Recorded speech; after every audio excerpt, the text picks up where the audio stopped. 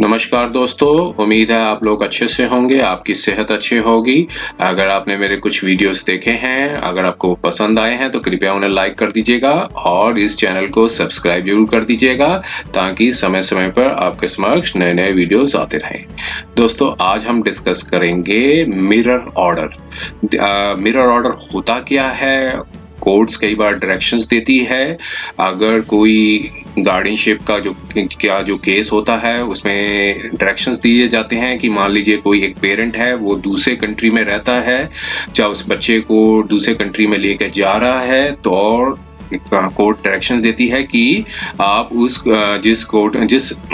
वो कंट्री में लेके जा रहे हैं वहाँ की जो कोर्ट्स है वहाँ से एक प्रॉपर एक मिरर ऑर्डर आपको लेना होगा और उसके बाद ही फिर जो है बच्चे की कस्टडी अवार्ड की जाती है। मान लीजिए कोई एक मदर फादर दोनों अलग-अलग कंट्री में रह रहे हैं, कोई मान लीजिए बच्चा कई सालों से इंडिया में रह रहा है और उसके जो फादर हैं वो अमेरिका या सिंगापुर या यूके कोई भी कंट्री में रह रहे हैं, तो कोर्ट डायरेक्शंस देती है जो पेरेंट बच्चे को दूसरे कंट्री में लेके जा रहे हैं तो कोर्ट को डायरेक्शंस देती हैं कि आप उस कंट्री से की कोर्ट से आप एक मिरर ऑर्डर लीजिए। अब मिरर ऑर्डर होता क्या है उसको हम किसी जजमेंट के माध्यम से जानने की कोशिश करेंगे। तो दोस्तों, आप इस जजमेंट जो आई थी ये एक जजमेंट है सिविल अपील 3559 ऑफ 2020 जो कि रिपोर्टेबल जजमेंट है और इसके हम फैक्ट्स डिस्कस नहीं करेंगे क्योंकि इसमें अब एक रिसेंट ऑर्डर हो रहा चुका है, लेकिन हम सिर्फ मिरर ऑर्डर तक ही सीमित रखेंगे कि इसमें मिरर ऑर्डर होता क्या है उसको हम पहले जानने की कोशिश करेंगे। देखिए, माननीय सुप्रीम कोर्ट ने मिरर ऑर्डर के बारे में क्या कहा था उसके ऊपर हम देखते हैं। तो देखिए, ये बताया था कि गिवन इसके जो डायरेक्शंस के माध्यम से ही जानने की कोशिश करते हैं कि मिरर ऑर्डर होता क्या है। लिखा है कि given the large number of the cases arising from the transnational parental abduction in inter country marriages, the English courts have issued protective measures which have taken the form of undertakings, mirror orders and safe harbors orders since there is no acceptable international mechanism to achieve the protective measures। तो देखिए, दो countries होते हैं, दो countries के बीच में law जो है वो कोई सुपीरियर लॉ नहीं है, एक इंटरनेशनल लॉ होता है जो दोनों कंट्री, एक कंट्री बेशक बाइंडिंग एक कंट्री उसको फॉलो करे या ना करे, लेकिन जो इंटरनेशनल लॉ जो है वो दोनों कंट्री के बीच में होता है। तो दोनों कंट्रीज किसी उस दोनों country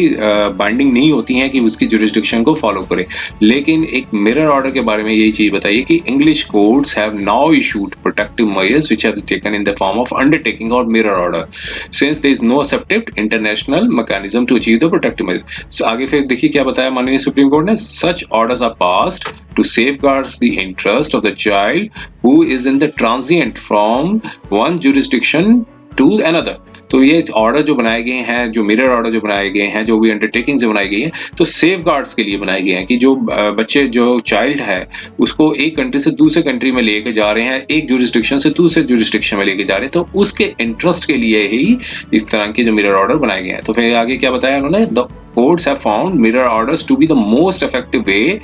of achieving the protective measures. तो देखिए, ये मिरर ऑर्डर के बारे में बताया। आगे देखिए सी में क्या बताया, the primary jurisdiction is exercising by the court where the child has been ordinarily residing for substantial period of time and has conducted an elaborate inquiry on the issue of the custody। तो primary jurisdiction कहाँ है? मान लीजिए एक बच्चा जो child है वो कई सालों से एक कंट्री में रह रहा है, मान लीजिए इंडिया में रह रहा है, तो फिर क्या है कि ऑर्डिनरी रिसाइडिंग क्या होगा? ऑर्डिनरी रिसाइडिंग वही होगा जहाँ बच्चा कई सालों से रह रहा है for substantial period of time और can has conducted an elaborate inquiry on the issue of the custody. तो जिस कोर्ट ने काफी ज्यादा इसके ऊपर इंक्वायरी कर रखी है कि कस्टडी के ऊपर, और जो चाइल्ड कई सालों से जब नॉर्मली जो है ऑर्डिनरी रिसाइडिंग कर रहा है सब्सटेंशियल पीरियड ऑफ टाइम, तो फिर आगे बताया द कोर्ट में direct the parties to obtain the mirror order from the court where the custody of the child is being shifted। तो देखिए, मान लीजिए कल कोर्ट जो है डायरेक्शंस दे देती है, एक पेरेंट मान लीजिए सिंगापुर रह रहा है या अमेरिका में रह रहे हैं, और जो बच्चा है वो मान लीजिए इंडिया में रह रहा है, तो अब जो कोर्ट कल को मतलब इस एक किसी केस में एक कस्टडी है वो पेरेंट को दे देती है जो कि दूसरे कंट्री में रिसाइड कर रहे हैं, मान लीजिए अमेरिका में रिसाइड कर रहे हैं या सिंगापुर में रिसाइड कर रहे हैं, लेकिन बच्चा तो चाइल्ड तो कई सालों से इंडिया में रह रहा है। तो उसके लिए कहा गया है कि कोर्ट डायरेक्शंस देती है पार्टीज को कि वहां की कोर्ट से आप मिरर ऑर्डर लेकर आइए, जहां से जो ताकि जो कस्टडी है बच्चे की शिफ्ट मतलब जो है उस कंट्री में उसको शिफ्ट किया जा सके। तो मान लीजिए कोई एक बच्चा है वो इंडिया में रह रहा है, उसके पेरेंट्स सक्सेसफुली सक्सीड कर जाते हैं कि हाँ इस बच्चे को मेरे साथ रहना है, और कोर्ट डायरेक्शंस दे देती है कि हाँ आप इस बच्चे को लेके जा सकते हैं। तो उसमें क्या होगा, लेने जाने से पहले कोर्ट की एक डायरेक्शन देगी कि आप उस दूसरी कोर्ट मतलब कंट्री से आप एक मिरर ऑर्डर लेके आए कि आपके फेवर में ऑर्डर गया है, और आप दूसरी कोर्ट से एक मिरर ऑर्डर लेकर आइए। मान लीजिए सिंगापुर रह रहे हैं तो सिंगापुर की कोर्ट से एक मिरर ऑर्डर लेकर आइए। तो इस आगे क्या बताया कि such an order is ancillary और auxiliary in character and is the supportive of the order passed by the court which has exercised the primary jurisdiction over the custody of the child। तो मान लीजिए एक कोई father है वो Singapore रह रहे हैं और यहाँ इंडिया में आके केस फाइल करते हैं। इंडिया में जो इंडियन की जो कोर्ट है वो कस्टडी अवार्ड कर देती है उसके फादर को या मदर को, कोई भी हो उनको अवार्ड कर देती है। तो नॉर्मली ऑर्डिनरी रिसाइड कहाँ कर रहा था बच्चा, ऑर्डिनरी रिसाइड कर रहा था इंडिया में। अब केस कॉन्टेस्ट कहाँ किया गया, इंडिया में किया गया। तो ज्यूरिसडिक्शन किसकी थी, इंडियन कोर्ट की थी। तो इंडिया कोर्ट ने जो डायरेक्शंस दिए, जो ऑर्डर दिया कि हाँ आपको इस बच्चे की कस्टडी लेके जा सकते हो, लेकिन उसके जो जिसको भी अवार्ड की गई है कस्टडी, उसके जो पेरेंट होंगे वो जिस कंट्री में लेके जा रहे हैं वहां की कोर्ट से एक जो है मिरर ऑर्डर लेंगे। तो मिरर ऑर्डर जो होगा वो सपोर्ट करेगा कि हाँ इंडिया की जो कोर्ट ने जो ऑर्डर दिया था वो एकदम करेक्ट दिया था, उन्होंने जो इंडिया की जो ऑर्डर मतलब इंडियन कोर्ट ने जो भी ऑर्डर दिया था वो ठीक था। तो उस ऑर्डर को वो वहां की जो कोर्ट है उसे सपोर्ट करेगी। तो साथ में ये क्या लिखा है, in international family law it is necessary that jurisdiction is exercised by only one court at a time। तो यही चीज बताई है कि एक जो family law, international family law में के अंदर ये कहा गया है कि जो भी जुरिस्डिक्शन है कोर्ट की वो एक ही कोर्ट, किसी भी कंट्री की भी कोर्ट हो वो एक ही कोर्ट हो, वो डिसाइड करे कि जुरिस्डिक्शन करे, ना कि कई कोर्टें अलग, इस कंट्री की अलग कोर्ट होगी उस कंट्री की अलग कोर्ट होगी। तो यही चीज बताई है कि it would avoid a situation where conflicting orders may be passed in two different jurisdiction on the same issue of the custody of the minor child. मान लीजिए इंडिया की कोर्ट ने कस्टडी अवार्ड कर दी और वहां का ऑपोजिट साइड का जो पेरेंट है वो जाता है दूसरी कंट्री में, वहां उसको वहां के कंट्री में जाके वो ऑर्डर उसके फेवर में हो जाता है। मान लीजिए फादर मतलब फादर को कस्टडी अवार्ड कर दी इंडिया की कोर्ट में, अब मदर ने जाके कॉन्टेस्ट किया केस सिंगापुर में और सिंगापुर की कोर्ट ने मदर के फेवर में कर दिया, तो कॉन्फ्लिक्टिंग ऑर्डर हो गया। तो इसलिए इस कॉन्फ्लिक्टिंग ऑर्डर्स के जो कॉन्फ्लिक्ट को बचने के लिए ही कोर्ट ने कहा है कि जहां से भी जिस कोर्ट ने भी उसको जुरिस्डिक्शन थी उस कोर्ट बच्चे के ऊपर, जहां फिर उसके कोर्ट के बेसिस पे उसको आप वहां की जो दूसरी की कोर्ट से एक मिरर ऑर्डर लीजिए। तो मिरर ऑर्डर जो मिलेगा तो वो कोर्ट जो होगी वहां की जो कोर्ट होगी सपोर्ट करेगी जिस कोर्ट में जिस जुरिस्डिक्शन में कोर्ट ने ऑर्डर उसके मतलब फेवर में दिया है। तो उस जो भी जिसने भी दिया है फेवर ऑर्डर में उस कोर्ट को वो अप्रूव करेगी, सपोर्ट करेगी। तो these courts orders are passed keeping in mind the principle of the comity of the courts and the public policy। The object of the mirror order is to safeguard the interest of the minor child in transient from one jurisdiction to another and to ensure that both parents are equally bound in each state। देखिए ये चीज देखिए माननीय supreme court ने इसके ऊपर directions दी थी। आगे देखिए क्या बताया था, the mirror order is passed to ensure that the courts of the country where the child is being shifted are aware of the arrangements which are made in the country where he had ordinarily been residing। Such an order would also safeguard the interest of the parent who is losing the custody।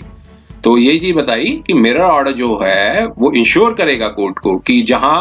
बच्चे को लेके जाया जा रहा है, जहां उसको shift किया जा रहा है, तो उसको जो भी मतलब वो वहां की कोर्ट होगी वो अवेयर होगी कि हाँ इस कंट्री में बच्चे के लिए अरेंजमेंट है और इसे सेफगार्ड भी करेगी वो दूसरे पेरेंट के लिए। कल को दूसरा पेरेंट है वो जाके मिलना चाहे, विजिटिंग राइट लेना चाहे, तो मिरर ऑर्डर होगा, तो उसके बेसिस पे वो उसका जो भी जो भी उसके इंटरेस्ट होंगे बच्चे के ऊपर उसको प्रोटेक्ट करेगी, so that the rights of the visitation and temporary custody are not impaired. मान लीजिए कोई दूसरा पेरेंट वहां जाके विजिटिंग राइट लेना चाहता है, तो मिरर ऑर्डर के बेसिस पे वो उसको विजिटिंग राइट या टेम्पररी कस्टडी उसको आसानी से मिल जाएगी। तो यहाँ ये चीज बताई थी मिरर ऑर्डर के बाद। The judgment of the court which has exercised the primary jurisdiction of the court of the minor child is however not a matter of the binding obligation to be followed by the court where the child is being transferred, which has passed the mirror order. The judgment of the court exercising primary jurisdiction would have, however, have a great persuasive value. Court ने कहा कि बेशक जो court है वो जिसने custody award की है, तो वो बेशक उसकी जो बाइंडिंग ऑब्लिगेशन नहीं होगी दूसरी कंट्री की कोर्ट में, लेकिन उसकी परसुएसिव वैल्यू जो होगी वो ज्यादा होगी। जिस कोर्ट ने उसके ऊपर एक जो नेचुरली ऑर्डिनरी कोर्स में जो बच्चा रहता है उस सबसे मतलब ordinary course of period of time तक रहा है जिसको कोर्ट की जुरिसडिक्शन में, तो ये कोर्ट के ऊपर इन्होंने एक जजमेंट्स थी वो जो इंटरनेशनल कोर्ट उसको भी डिस्कस किया है, उसकी जो कमेंट्री को देखिए। और फिर आगे देखिए एक और जो बताया था उन्होंने रिलायंस की दी थी, तो दिल्ली हाई कोर्ट ने भी एक बार जजमेंट दी थी, उसके ऊपर भी बताया कि Delhi high court in doctor Navjeet Singh versus government state of NCT of Delhi directed the husband to obtain the mirror order of the directions issued by the High Court from the Superior Court of the State of Connecticut of Norwalk, USA. The judgment of the High Court was affirmed by this court in Jasmeet Kaur versus State and City and other. तो एक high court की judgement पे ऊपर भी उन्होंने कहा कि high court ने भी एक डायरेक्शंस दिए थे कि वहां की कोर्ट से, सुपीरियर कोर्ट से, यूएसए की कोई कोर्ट थी उसमें से वहां से आप एक मिरर ऑर्डर लेकर आए, और उस जजमेंट को भी यहाँ की माननीय सुप्रीम कोर्ट ने अप्रूव्ड किया था। जो हाई कोर्ट की जो जजमेंट थी उस जजमेंट को भी उसके ऊपर अप्रूव किया था। तो उम्मीद है ये मेरा शॉर्ट वीडियो था सिर्फ मिरर ऑर्डर के ऊपर। उम्मीद है ये वीडियो काफी इंफॉर्मेटिव रहा होगा। अगर आपको ये पसंद आया तो कृपया इस वीडियो को लाइक कर दीजिएगा और चैनल को सब्सक्राइब जरूर कर दीजिएगा, ताकि समय समय पर आपके समक्ष नए नए वीडियोस आते रहें। समय देने के लिए बहुत बहुत धन्यवाद।